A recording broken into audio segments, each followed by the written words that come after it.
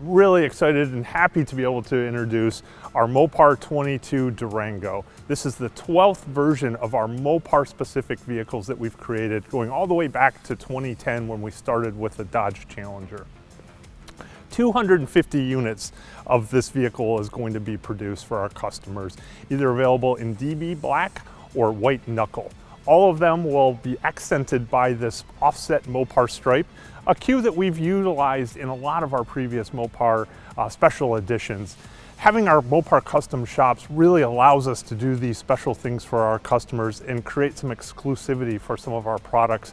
And we have a lot of collectors that love having these special editions. We have our unique Mopar badge on the grille, and we have our 20 by 10 wheels as well, accented by the Mopar blue Brembo brakes that really pop against the black. Moving to the interior of the vehicle, there's some really cool features to talk about.